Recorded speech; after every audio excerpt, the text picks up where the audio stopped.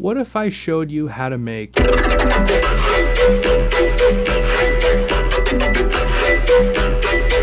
or maybe something like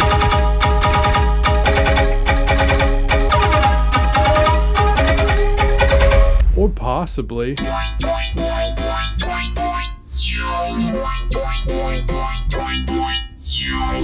if any of those sounds intrigue you, well, those are just scraping the surface, because tonight I am here in my fucking pajamas to teach you 7 cool ways to use a resonator.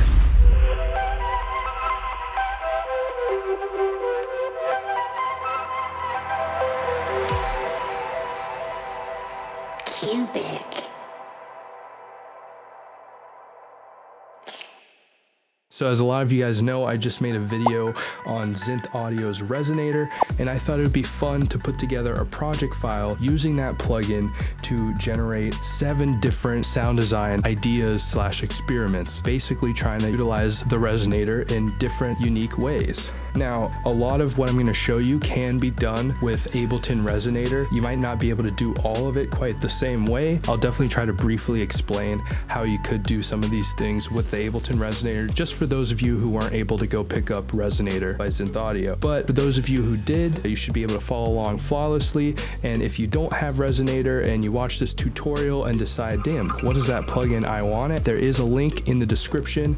It's a little affiliate link, so it gives me like 15% of the purchase. So really helpful if you do use that link to purchase the plugin. On top of that, I also have posted this entire project file on my Patreon. For $3 a month, you can get all the project files for my tutorials that I do. So if you do have Resonator and you want to open up the project file yourself and have all these racks and effects and samples to just use in your own projects and dissect it on your own time, definitely go ahead and check out my Patreon link. I also post monthly samples and presets, exclusive tutorials, and dub plates on there, and it really helps out a lot. So if any of that interests you, definitely go check out those links below. But without any further ado, let's go ahead and get into 7 different cool ways you can use a resonator. In this video, I'm going to be sharing a lot of knowledge, not even completely revolving specifically around resonators, because all these sound design experiments do take into account other mindsets and production techniques combined with resonator.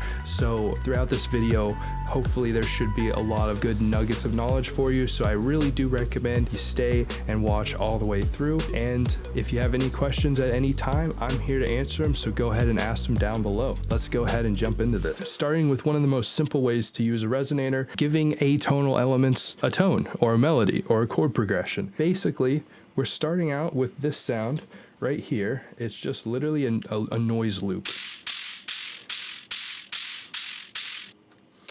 And I'm going to show you how we make it melodic.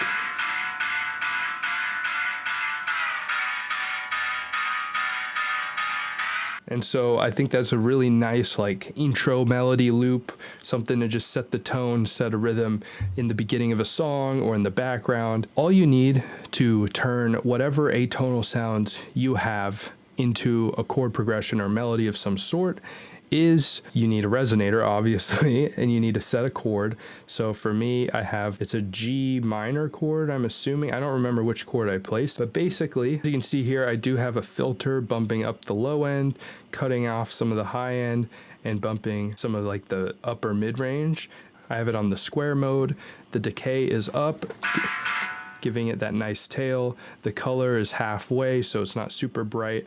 We do have the reverb enabled as well. Then the dry is turned down. We still want some of those atonal sounds because you don't want to completely lose the fundamental, like what made that sound interesting in the first place. You still want that to be preserved to some extent. So you still want the dry there, and you just kind of want to find the balance with this. Since it's just like noise and I was mainly just looking for the resonator sound, it's definitely a lot more the resonator than the original noise. So this is just going to depend on like what sounds you're putting through it. But once you have the resonator part, something that sounds good, then you want to click configure on resonator and click the note button right here.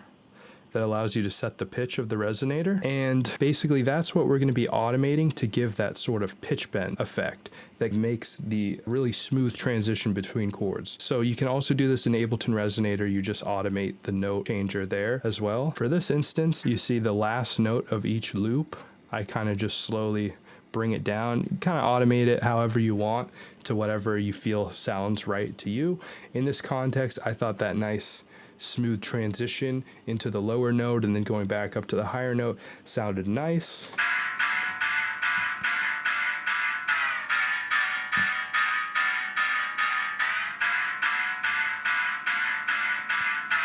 Now that's already pretty clean right there, but I did add some reverb. To just add some subtle movement, I automated the dry wet of the reverb. It's really subtle, but it does add just a little bit more depth and ear candy to this loop.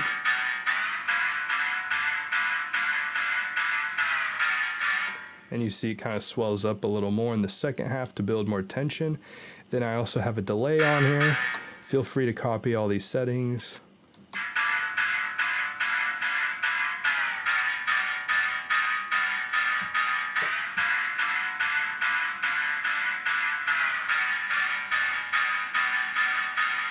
So basically the delay is just coming up towards the end of the loop to again build tension, add movement, add progression. I think to make meaningful music that really sticks with the listener and leaves a mark takes a little bit more nuance, like the types of nuance you see in, for instance, drum and bass or trance, where there's all these very subtle changes and new ear candy and just subconscious changes in the background of the song that really keep the listener kind of glued and add more depth to the song. And you just kind of got to think of things in terms of the big picture, because the listener isn't going to notice these things outright. It's like sprinkling that extra spice on a food dish, you know, that's what kind of glues everything together and gives that extra depth of flavor. Next, we've got a glue compressor. So in this case, I'm using compression to bring out the tail. Without the compression, you kind of mainly, even if you look at the waveform, you see the transient is the loudest part and then it kind of trails off in volume. I wanted more of that tail to be brought out. So basically the attack on the compressor is like how quickly the compressor is activating and pushing the audio down, and then the release is how quickly it's letting up again. And so basically we're using the attack in the release to push down the transient, but then quickly let out the tail to kind of equalize the dynamics of every hit. And then finally we just have an EQ dipping out some harsh frequencies I found here. It's in mid-side mode, so we're doing the mono content separately from the stereo content to just keep things extra clean and have extra control. So that's pretty much one way to make an atonal tone more melodic. You basically find a good chord using the resonator, and then you can automate the pitch all over the place to change the chords and to add some flavorful transitions between different chords and different pitches. Another way you could do it is using the states that are provided in Resonator, which are like snapshots of whatever chord you're using, and so you can switch between them. I just did the pitch because you got that pitch bend effect, and I thought that was cool. Next, we've got basically, if you're familiar with JKuch, I think these are really similar to JKuch's style of, I guess, future bass or future, I mean, it's kind of his own genre, but it's basically a very metallic resonator based sort of chord.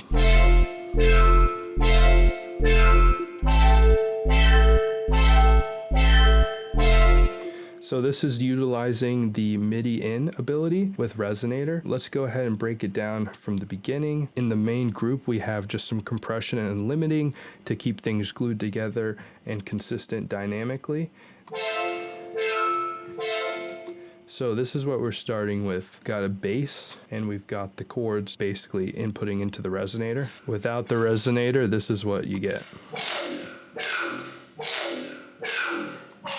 So I'm just gonna go ahead and turn everything off real quick so you can see what we're really starting with. Pretty cool to be able to change a bass as ugly as this into what you just heard, like that is the true power and potential of resonators, especially Zinth Audio's resonator, which gives you the ability to change between the saw and the square. That gives you a lot more range and variety in terms of the sorts of sounds and tones you can get using the resonator. So I started with a Vital preset. I'm not going to go through the entire preset. Basically, the types of sounds that I found work best for resonators are kind of weird, atonal, kind of distorted, noisy sounds. So, I mean, this isn't super atonal, but it's also, I don't know, it's really weird. The one thing with resonators is that you just kind of have to experiment because it really affects different sounds completely different. It's very much, at least for me, since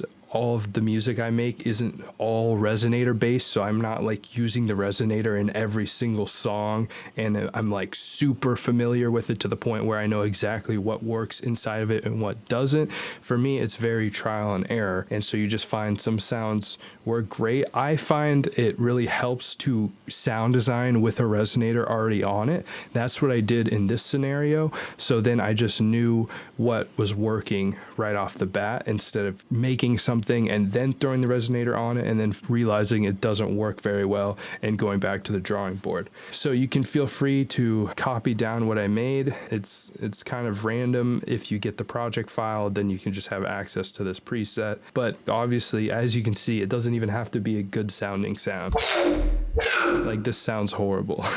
So mainly just work on the movement of it. I've noticed that like the more harmonics something has, then it's like the more content the resonator has to work with. So definitely more harmonically rich sounds work better, but it also just depends what you're going for. So then we put on the resonator. And right now there's nothing being activated because we used MIDI in for this. So if you see, we have this chord trigger, which is just a chord progression. And then over here, right under this in, auto, and off, you have the ability to point it to a channel. So I pointed it to the bass channel and then clicked on one of the resonator options. And now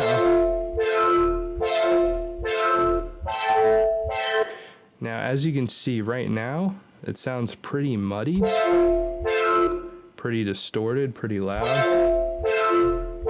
And a lot of that is due to just a muddy, gross low end. I did put 2 OTTs on to kind of equalize it a little bit, bringing out the high end and compressing the low end and mids a little bit, but still extremely fat and bright and harsh, which is why up here we did a bunch of EQing.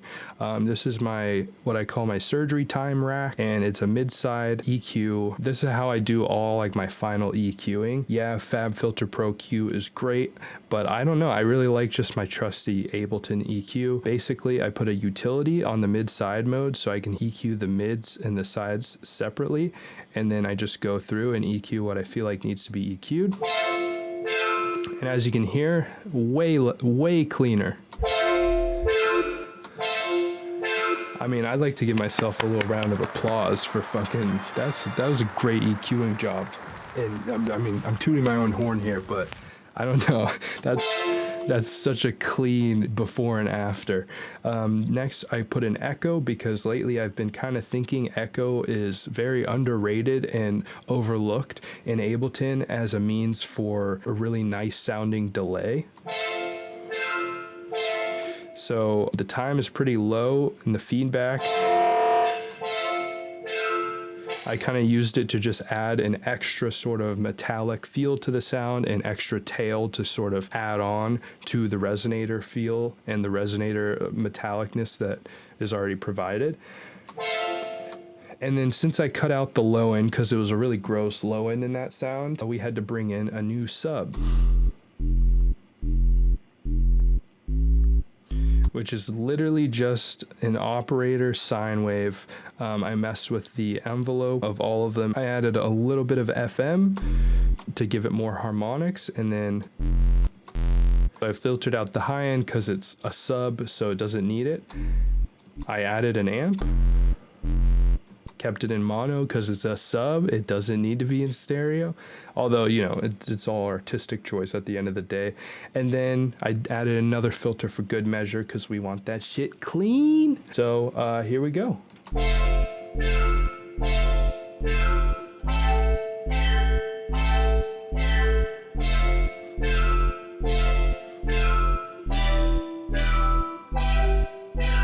So yeah, very nice, very nice. That is how you make metallic future bass with a resonator.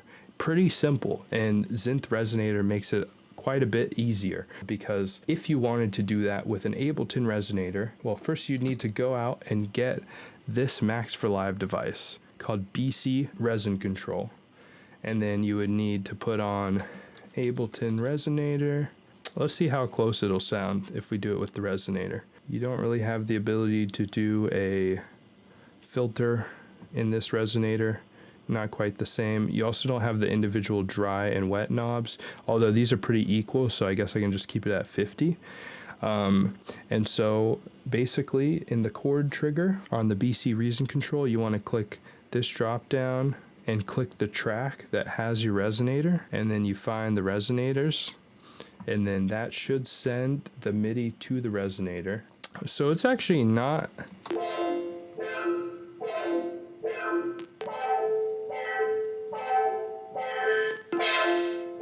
Oh, I'm stupid. I had the filter turned on.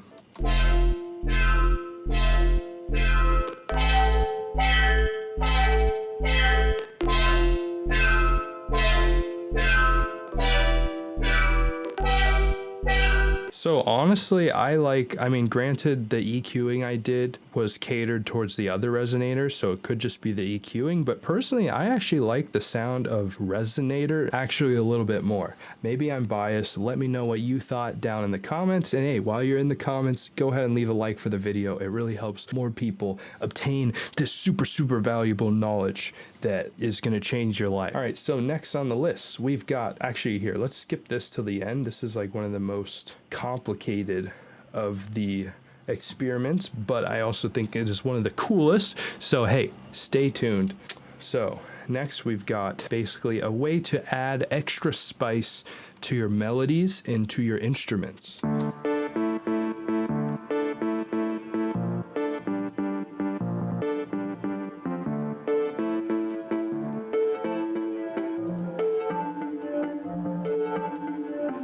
So it basically morphed my melody. It still follows the same melody, obviously, but it morphed it into like a whole new vibe and transformed the whole sound.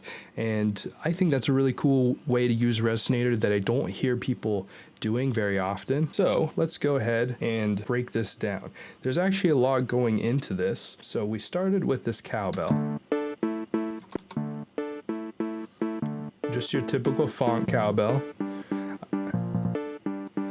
I just basically played around on my Ableton Push till I found a good melody I liked. Then I dragged the melody that I made down here and turned it into chords. Then we put on a resonator. We sent the chords into the resonator, and I made basically my own little rack to morph from the dry to the wet.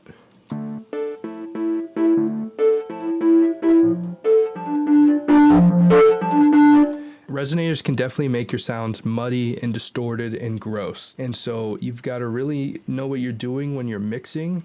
Not like it's anything crazy, but like I put a limiter on here.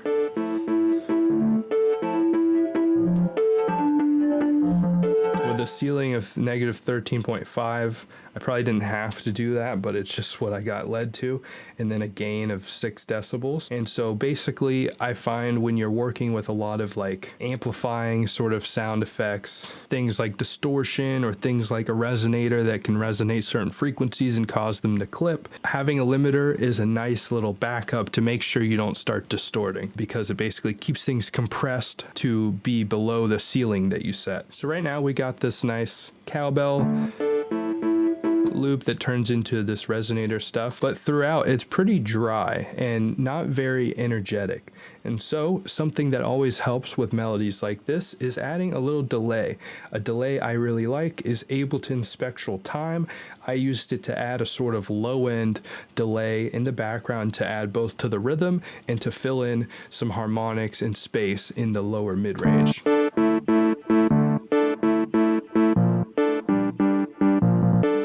And again, it's those little things that add that extra ear candy and depth to your sounds that the listener isn't going to notice right off the bat, but it's important to the overall picture, the bigger picture of your song.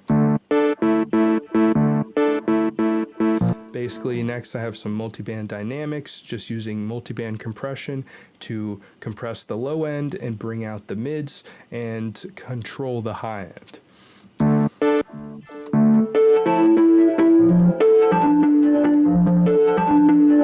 And as you can hear, it kind of glues everything together and kind of centers the dynamics to something more balanced. That's basically what you want to be using compression for. Then I have the same reverb automation that I was using up here on this to just add more spice. Never be afraid to copy automations and presets and shit that you've made for other instruments onto new ones and see how it interacts. Then I added the same delay that was on the noise rack. Then, as the final extra spice to glue this all together, we have an auto pan.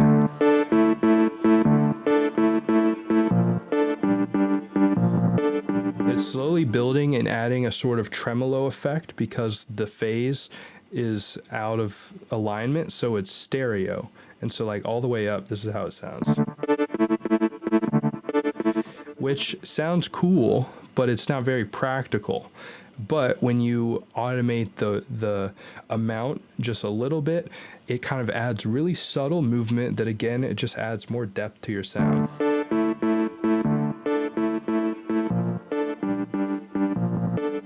Then we got a glue compressor. The glue compressor in this scenario is just really fattening things up. I'm using the makeup gain, I'm using a soft clipper, and I'm compressing, allowing the transient of the cowbell to come out. I'm compressing the tail a little bit, but not too much, and it's kind of just turning everything a little bit beefier into a little square. Mainly just adding drive. Then we have some mid-side EQing. Always good to cut the lows on the sides, especially after having that low end delay. And then finally a saturator. And just a quick reminder, basically I am modulating the dry down and the wet up as we go through, and that's what morphs the cowbells into the resonating cowbells.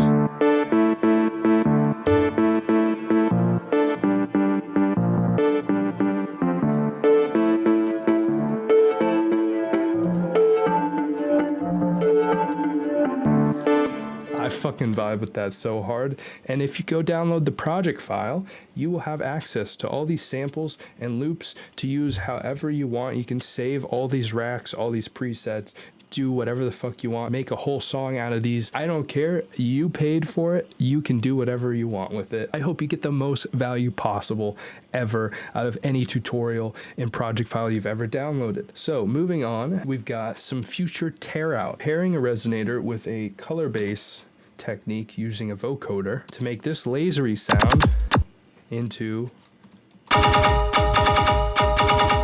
and then from there we're going to resample it. So basically you're going to learn first off how we made those lasers melodic, then how to resample that into something more interesting and unique, and then how to process the resample into something with more depth and more texture and more layers, as you can hear here.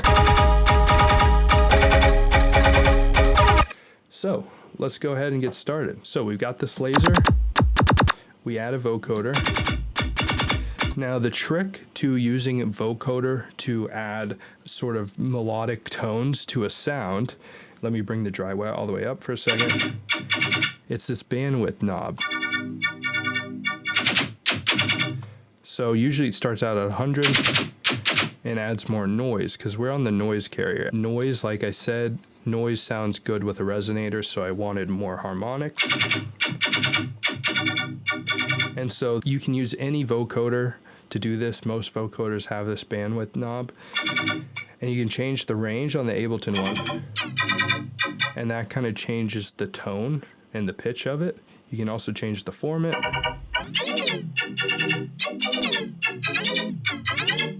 And obviously you could automate that for some cool pitching.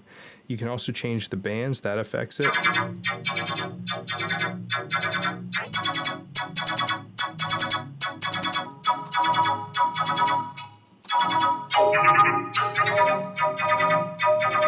Anyways, let's bring it back to the settings I had.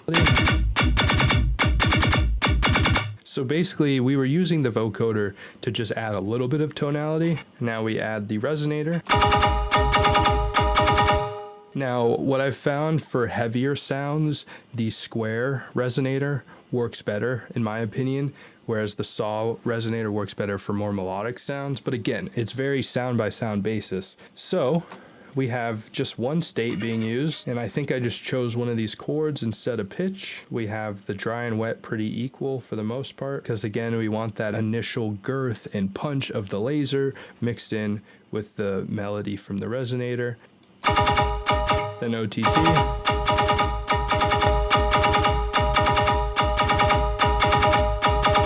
Saturation, and then finally echo again.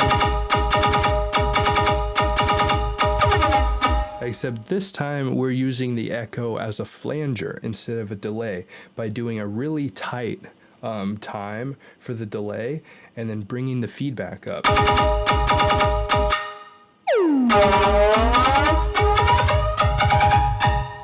And then if you modulate both the time and the dry wet, well, the dry wet's just turning it on. So if you have it around 40 or 50%, it'll do that flanging effect, and then you can automate the time to change the sort of pitch. So then from there, we rendered this out and we dragged it down here. Let me turn these off. But then we made a critical change, which was we duplicated this pattern, cut it in half, and brought it down 7 semitones. I just kind of messed around with different semitones, finding which sounded best as a contrasting chord to go back and forth from.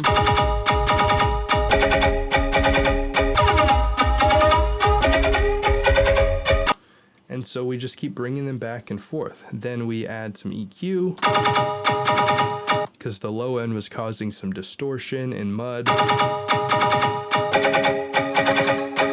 And then I made this rack just for this project file.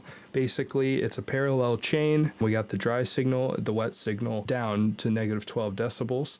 And then basically, we're using this grain delay to add a sort of pitched up texture. You can see we have the pitch up 12 semitones.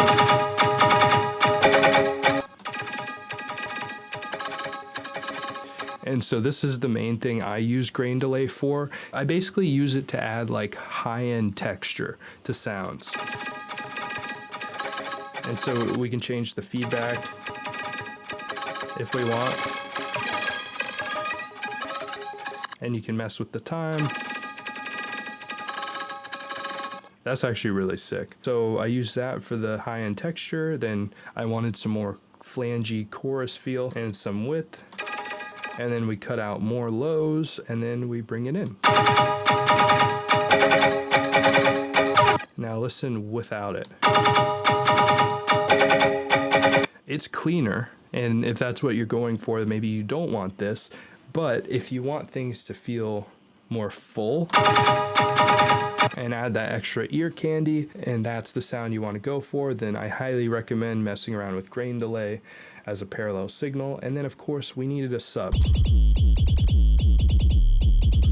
Now I'm not going to go through and break all this down. This is a signature sub I always use, so if you want it, get the project file. I'll show you real quick though. It's basically a sine wave being pitch modulated, and then we got saturation, we got my kick tight sub technique, which is just using the kick tight mode, setting the tunage to add some more fatness to your sub. We got erosion for the bit crushing, we got amp for more saturation and distortion and harmonics.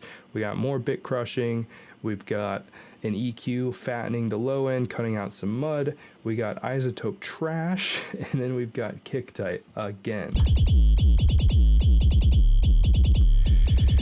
And so basically all I did was zoomed in like this and made the notes follow the audio, and then I used probably a spectrum or something to figure out what note this was playing at. Looks like it was G sharp. I probably just did the same note that I set in the resonator, and then yeah, we just did it to follow the Future Tearout.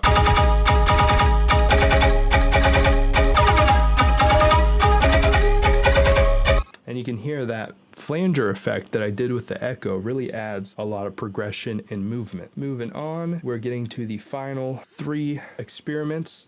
We've got classic color bass. So this is the sort of thing you hear from artists like Ace Aura or like Virtual Riot, who Virtual Riot, as we all know, uses pitch map for a lot of his color bass. Ace Aura, though, uses Resonator for a lot of his color bass. So I decided I might as well honor Virtual Riot by using one of his own bass loops. Because with this style of color bass, fat and harmonically rich bro step sounds, especially noisy ones, tend to work best with a resonator. And personally, that's just not a style of sound design I do a lot. So it was easier to just grab a Virtual Riot loop. So I saturated it because more harmonics the better when it comes to this. Again, using echo as a sort of delay in the background to fill in some of the gaps and add more depth.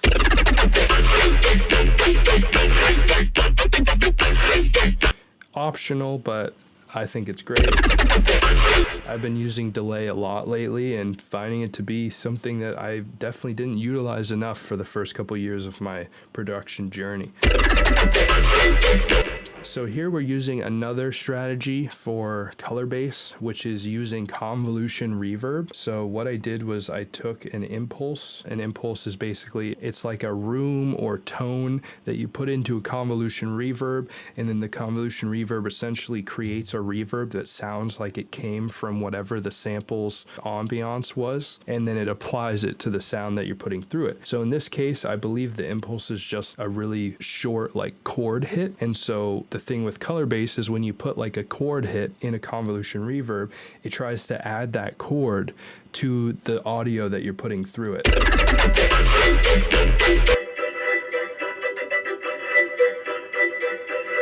And that's what you can hear is happening. And then you do dry wet chains.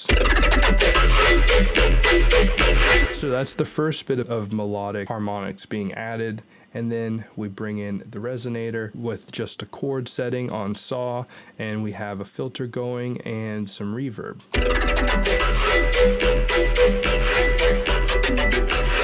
And because we had the initial convolution reverb going on, adding a melody to this sound already, I didn't need to worry as much about having the resonator wet kept up there too. It's more like the resonator in this scenario is just adding on more melody.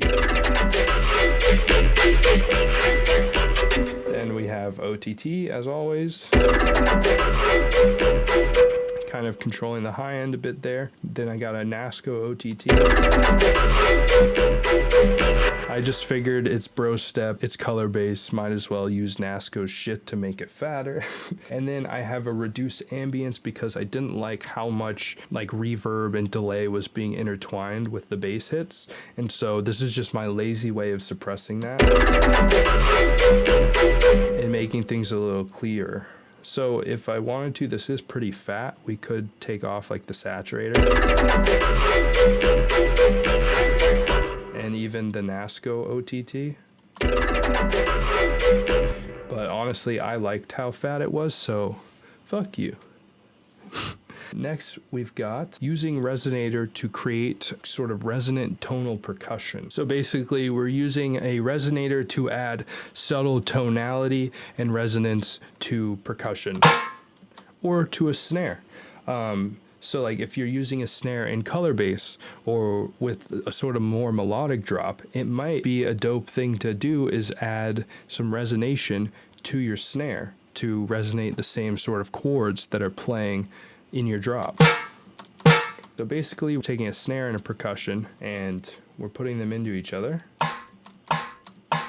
And I kind of took out the tail of this percussion, and I took out the transient of the snare so that the percussion could fill the transient. I EQ'd the percussion to take out the low end, and the snare we add a resonator on. And we just set it to a low decay, high dry, somewhat lower wet, no reverb, and a filter. And then reduced ambience, because I just wanted less tail. And then we put them together. It sounds all right, but they need to be glued together. So I have this rack a friend gave me that basically it's a saturator, delay, another saturator, reverb, delay, EQ8, saturator, which just adds a lot of drive and some decay to the clap.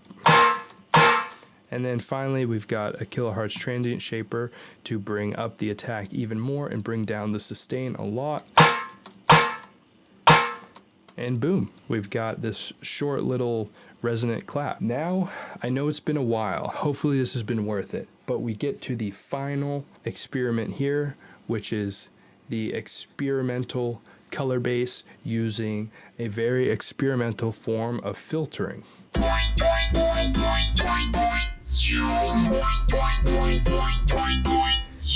So this is for those producers out there that want to get their hands dirty, you know, that you want to explore unexplored territory, make weird flows, weird sounds, weird growls and shit that people haven't heard before. Well, this is definitely the method for you. Here, let's start from the beginning.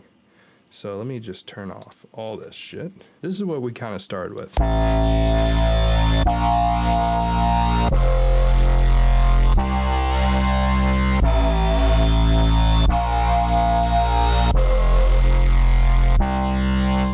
So already a nice bass. It's a bass that I made. It's probably like on one of my production care packages on my Patreon. I'm not gonna break it down, just find a bass like this. It's just a melodic, like mid-range bass. Then I EQ'd out some resonance and the high end, put a resonator on.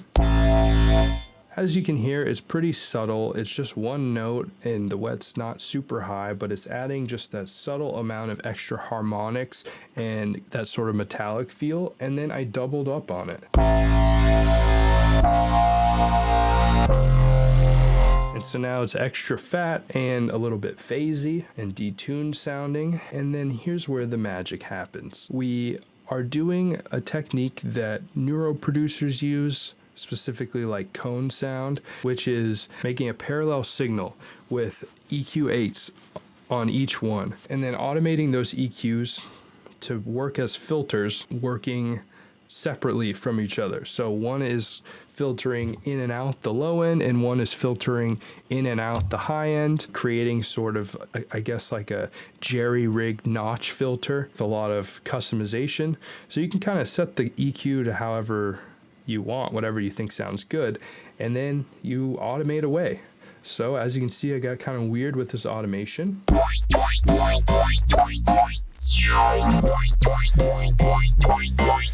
And you can do all sorts of fun, really cool things with this style of sound designing. I've made some of the coolest sounds I've ever made doing this form of filtering. So definitely take this and apply it to whatever you're making. In this situation, we added some OTT after to kind of calm down the dynamics. Then we got a saturator. And I don't really care that much about the distortion because we're going to be resonating this again. I guess I wanted some chorus on it, so I put that, and then I put a limiter to stop some of this distortion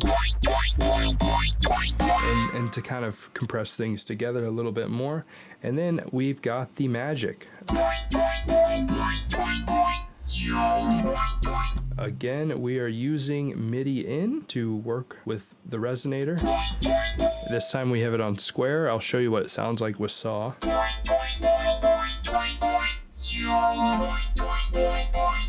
As you can see, that's a bit more melodic compared to...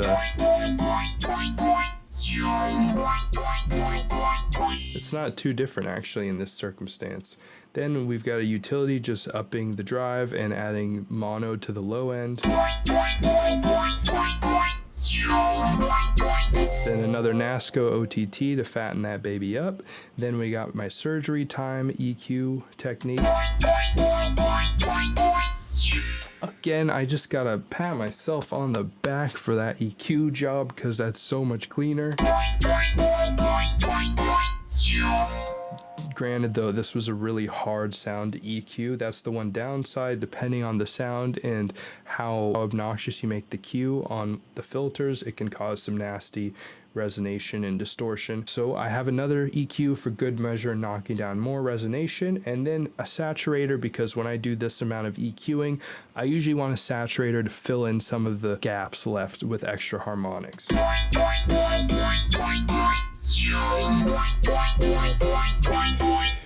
And then we yet again EQ it again. Then I threw in an EQ3 compressor and another compressor, which I don't know why I did all this.